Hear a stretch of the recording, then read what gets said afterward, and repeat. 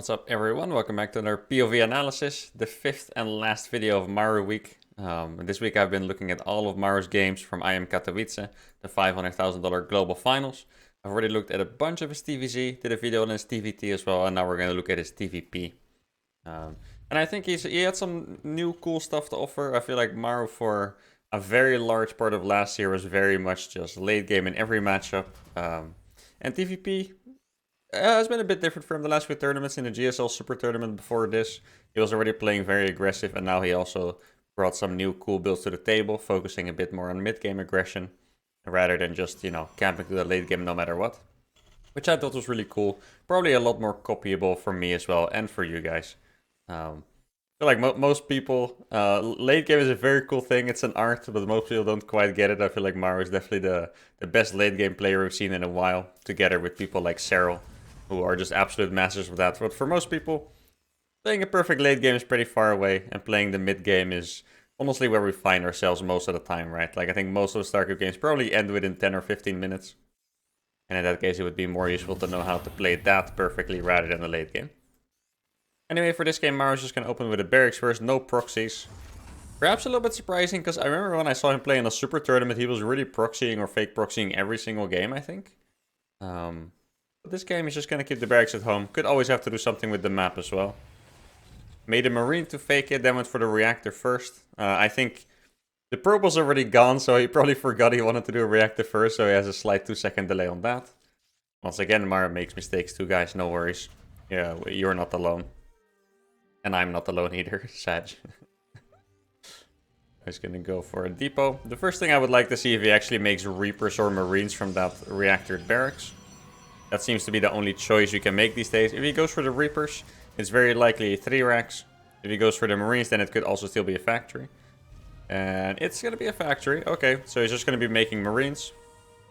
And even though this build looks really standard, I really like this as a mind game build. Because most of the reactor first builds you see these days are some kind of weird attack. Like, it could be like a 3 racks, like I said. It could also be some kind of attack with Hellions. But if he makes the factory here, this appears to just be a very standard 1-1-1 kind of play. And even though it is a standard build, it does serve like a good mind game, like I said. If you do like other reactor first builds, doing a standard version like this could be really good to mix in. Did he get a scout off there? We did actually get a scout off there with an SUV, that's impressive. Normally I would say the downside of playing Marine first or reactor first is just that you don't really get a lot of scouting done. So the way I see this build is pretty much just a greedy version of a Reaper into standard 1-1-1, right? Because you're just lacking the scouting. Pretty big mistake there by Zoun. Let's see if he gets punished by Maru's micro. Not quite. I mean, punished enough, right? Let's be honest. 14 HP on that adept. Probably not going to be using that one too much. But yeah, this game, Maru kind of negates the disadvantage of opening without a Reaper, because his SCV actually got in and saw the Stargate. Now, I do think it's possible. His SCV died on the edge. He might not actually know it is a Stargate. Let's see how he controls his unit. He's actually going to move out with 6 Marines. This is a very Korean move. A little bit crazy. Could definitely work out very well, but does seem a bit risky. Looks like he was just hunting for an adept, though. Now he's going to go back off a little bit. His mine, this is actually a bit of a sign. His mine is unburrowed, which means that he wants to do the mine drop despite seeing the Stargate. Now let's see what the Oracle's going to do. Actually, slips right by the Marines. That's a bit unfortunate for Maru here, because now Zoun knows he has free reign with the Oracle. Mines are unburrowed as well. And at this point, there's no reacting anymore for Maru. It looks like he's going to go straight across. Saves an SCV, actually. Pretty well done. Tries to burrow the mines back at home to defend. But yeah, obviously this is a bit rough. But he is minimizing damage this way. Like, this Oracle would have killed easily 10 workers if Maru didn't bring those mines back. Actually kills the Oracle as well somehow. That's a pretty big mistake by Zoun. At the same time, Maru did not stop his attack moving forward, already killing 2 adepts. Let's see if he's going to kill some more probes. Good micro there from Zoun. You would say it's risky to pull probes, but with a super battery, you simply cannot lose a unit against just a few Marines. That was honestly a really good hold by both of them. I thought Zoun was going to lose a bit more. I think Maru was going to lose a bit more as well. Zoun making a little bit of a mistake there with the Oracle. And similarly, Maru probably a bit brave to go in there. But at the same time, that is the kind of move that could win you the game. See, this move seems a little bit questionable though. Both players, honestly, I feel like this game is a little bit too chaotic for both of them. Does not kill that second probe, sadly. Definitely would have been killable, I think. But in the meantime, Maru obviously really good at macroing while attacking. Has his 3 racks up. Raven behind it. Probably gonna swap those add-ons over as well. Getting a double reactor maybe, unless he wants to go for tanks. Actually save the Widow Mine. Always looks funny. I actually like the move when they burrow it in the middle of the map and they just randomly kill a Stalker. Or even worse, like an Oracle or something. I always think that's a really cool move. Because a Widow Mine is pretty cheap, but most of the time against Protoss you can only kill pros with them because their armor units are so good against it. But if you can get a Stalker with just this, it's always nice. We take those. So he actually is going to go for the double reactor here. Let's see. Oh my god. Literally 5 million IQ mind positioning there. Like, holy shit. Actually gets an Oracle. That's 2 Oracles killed by a mine. Sadly, it's not the same one. This one only has 1 kill. So each mine got 1 Oracle kill. Definitely worth it, of course. And at this point, it's actually really hard to say who was ahead because they both took so much damage. Sometimes a little bit unnecessarily as well. This mine movement is really good, by the way. The way Maru is doing this, you should always try to do it. It's very easy to just accept, like, I killed an Oracle, now the mine is gonna die. But Maru, you know, moves the mine around always, kills a unit, moves it away to safety if he can. And maybe he's gonna kill another Stalker, maybe he will hit a Warp Prism at some point. Doesn't quite one-shot those, but still. And then Zoun's build is actually the most standard build you've seen, or you can see these days. Everyone always plays Oracle into Blink, it feels like. So what Zoun is doing is pretty much, for me this is really nice because that's what people play against me like every game. So I can see how that works out. I'm a little bit surprised Maru didn't send out the Raven. I know it's really risky when there is a Stargate up, because then they can make a Phoenix to counter the Raven.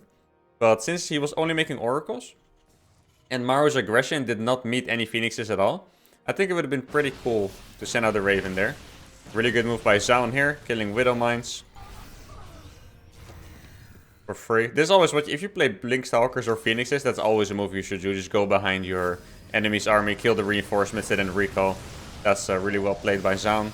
Now there's no charge yet, but Maru doesn't know that, which makes this a bit tricky. Because this army would absolutely dunk on Maru's army if there was charge. But Maru doesn't know it's not going to finish in this fight, right? Seems like he's still committing though, throwing down a bunch of auto turrets rather than anti-armor missiles. And the most important thing Maru is going to do here is actually target down the pros. As you can see in the worker tab, the worker count is now even, which usually favors Terran, unless it's the late game. So this attack was already successful. If Maru lost his entire army for these probes, and Zoun was up in supply, that was not that great. But in this case, yeah, really good move by Maru, killing a bunch of probes. Widow Mine's so much value in this game, by the way. Definitely the MVP unit for Maru so far. Also, okay, that was a bit of a bad blink by Zoun. He's going to lose a bunch of Stalkers. What Maru should have done is actually target fire all of those Stalkers. They die pretty fast. And he would not have let them get away with any units, I think. A little bit of an oversight. But sometimes it's really hard to judge. When the Protoss blinks in that confidently, I feel like it's easy to, you know, get scared a little bit. Like, oh man, he blinked in confidently. He must have a better army than I have. Now Zoun is coming with even more Zealots, reinforcing from the pylon on the top. Those Widow Mines actually going down somehow, that's kind of crazy. Look at Maru pulling the SCVs. Basically trading 5 SCVs for 5 Zealots. Probably not always the right move, but here, worked out pretty well for him.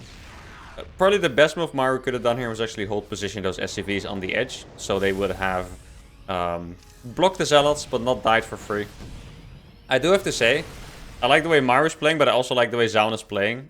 Maybe he gave away a few too many units, but how active he's being, how much damage he's getting with his Stalkers, despite being down in supply, is actually really nice to see. I feel like this was a very well played game by both. A little bit chaotic. Maybe the early game was not perfect.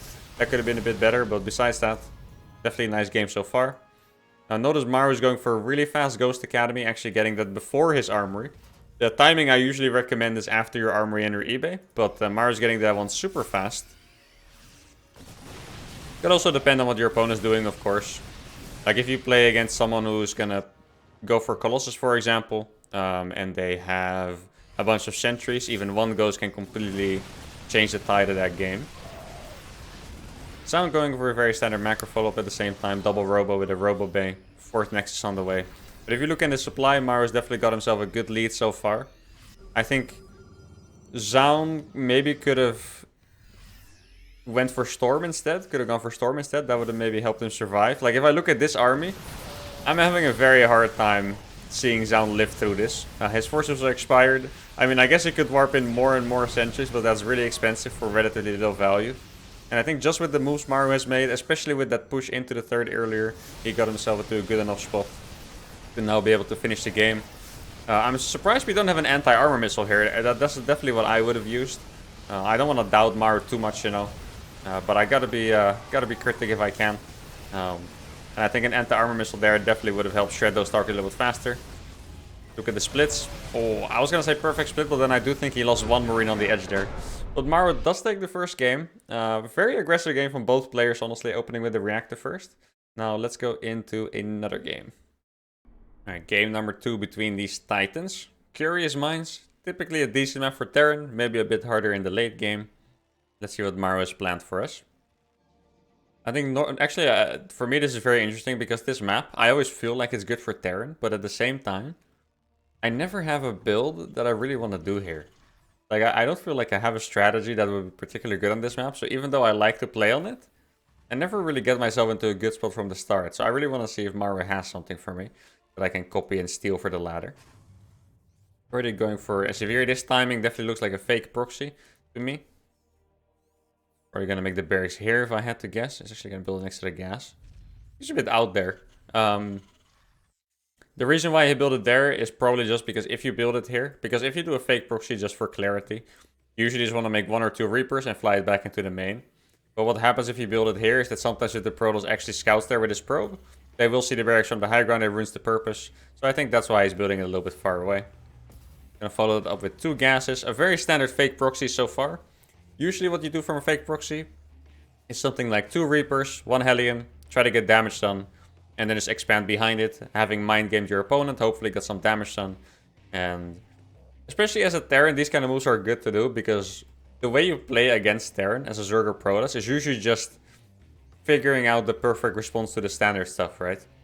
If you do a very standard TvP build or TvZ build, what you will very often find is that your opponent just knows perfectly how to play against it. Whether they can execute it, that's a different question. But theoretically, they usually know how to play against it well. But if you get yourself into weird positions by doing proxies, fake proxies, even if maybe on paper your build would not be as good, what tends to kind of happen in the games is that your opponents are thrown off. They can't follow their standard pattern that they always follow. And that's what brings you into a good position. Let's see if he's going to go. He's going to go for 1 Reaper. Probably a second one. Actually, not a second one. Okay, he's going to lift it back into his base. And this is already very interesting. This reminds me of the time fake proxies were first really used a lot, which was by innovation. I would say it was 2017. I'm not exactly sure when it was. It's been a while anyway. When innovation started the fake proxy, doing a lot of all-ins from it. And it was working super, super well for him. Obviously, Protoss players got used to it at some point. I feel like the opinions on fake proxy are usually pretty divided. Some people think it's amazing. Some people think it's absolutely terrible. And I personally think it's a good move to do just for the chaos effect.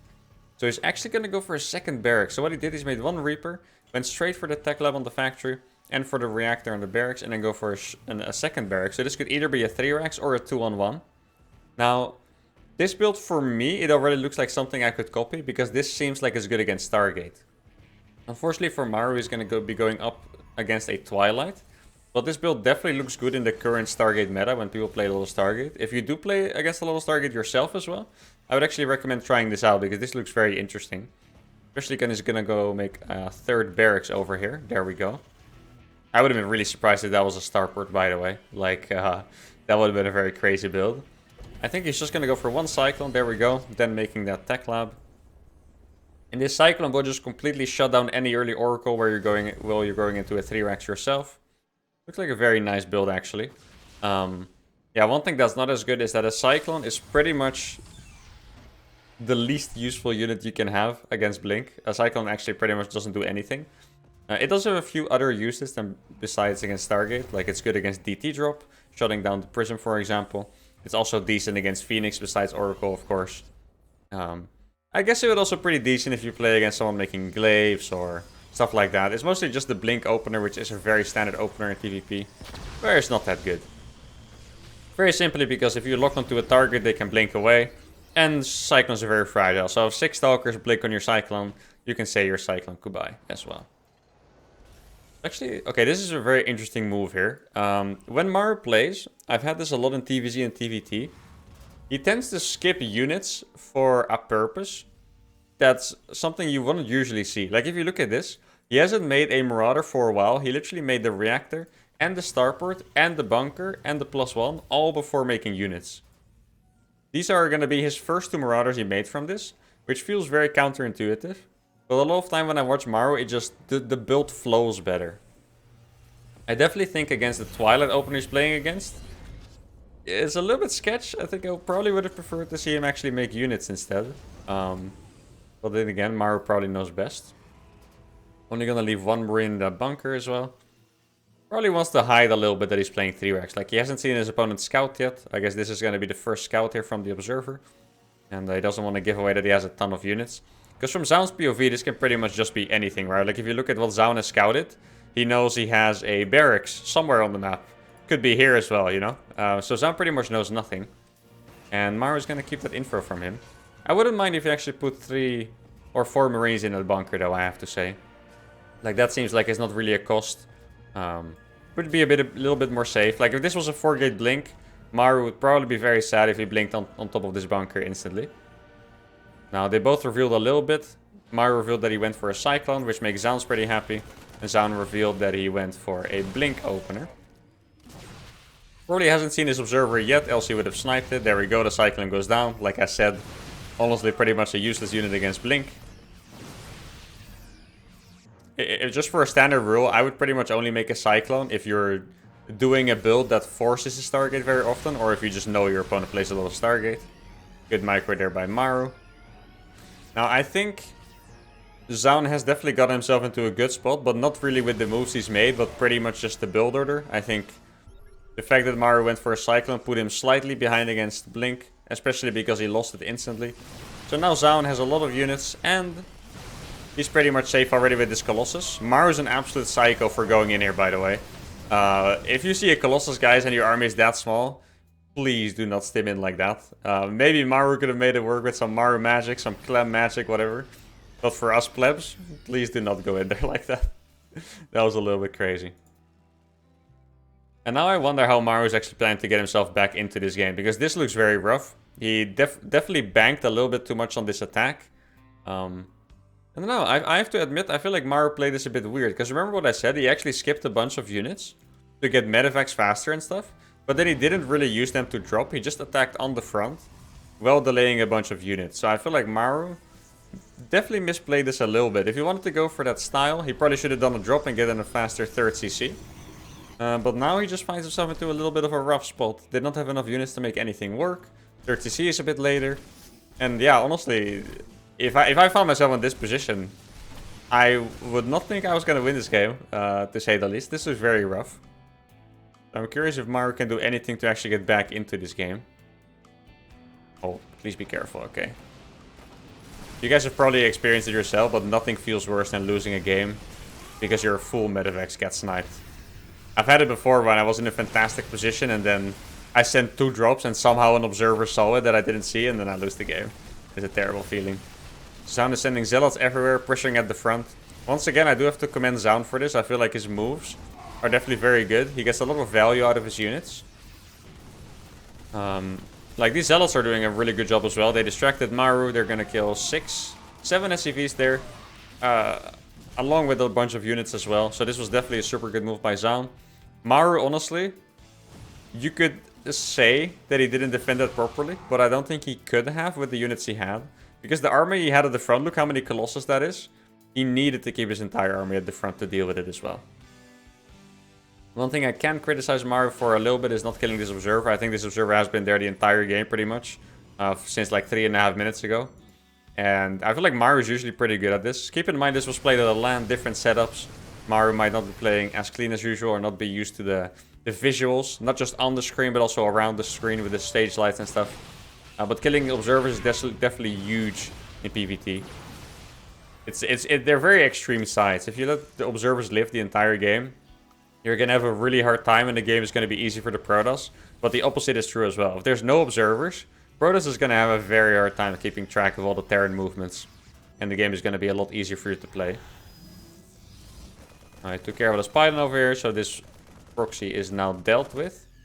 I think if this was another map, I would feel a lot better for Maru than here. Like I said on Curious Minds, it's a good Terran map, but not in the late game. And the reason for that is that it's small, and you can't really camp that well. Like, Terran wants to be aggressive until it's the late game, and then they just want to camp. But on this map, it's so open, it's so exposed, and yeah, late game here is very tough. Now, Maru here is going to get punished for forgetting his staple. I mean, he probably skipped it on purpose, maybe because he knows Zoun doesn't use War Prisms a lot. But you always should have a turret here to deal with a potential Prism. At least delay it a little bit, make it fly an awkward path. And this is honestly pretty much a game-ending move here. Losing the Ghost Academy with the upgrade, losing 7 SCVs. Honestly, he dealt with it pretty well. He did not take any damage from the main fight at the same time. Well dealing with this, only losing 8 SCVs. This was a very good defense considering. But still, if you just had a turret here, or, you know, 2 turrets, 3 turrets to defend this, totally worth it to just block that Prism from coming in. And now Zoun is coming in with a big army, Maru with a good surround. Not expecting Maru to take any huge disruptor hits here, because he is very good with that. But then again, Zoun's army does look terrifying. And this was actually a very brave move for Zoun here. He's going to go straight for the army, ignoring the flank. Just jumping on his army as fast as he can. Actually, a pretty big disruptor hit there as well. Now Maru's going to come in from the flank. These Vikings are actually going to do an awesome job because there's not that many Stalkers here. So they are going to kill all of the Colossus. But then again, Zoun has pretty much killed all of Maru's army. Worker count looks even. Maru's actually ahead in upgrade. So Maru is honestly doing a really good job considering the state of the game. But still, I think that was a dub for Zoun, killing the majority of Maru's army, not allowing him to get back up. And keep in mind, this is a 2-robo, I believe 2-robo 10-gate Protoss against the Terran at 5 barracks. So the Terran is definitely going to get outproduced here. And now he's sitting back against Disruptors. This is a spot you never want to find yourself in. The key to win against Disruptors is to just be out there, never being pinned against the wall. And it looks like that is going to be the end of Maru as well. I think definitely a bit of a rough game for him, starting off with a slightly wrong builder. And honestly making some mistakes on the way as well. Like, we can't pretend he played perfectly. But I did like the builder that she showed. I did like the reactor first. I did like the fake proxy into the 3 racks. Definitely a good anti-Stargate build, I think. And yeah, that's going to be it for the video. Hope you guys enjoyed the cast. Make sure to sub and like. And I'll see you guys next time. Adios.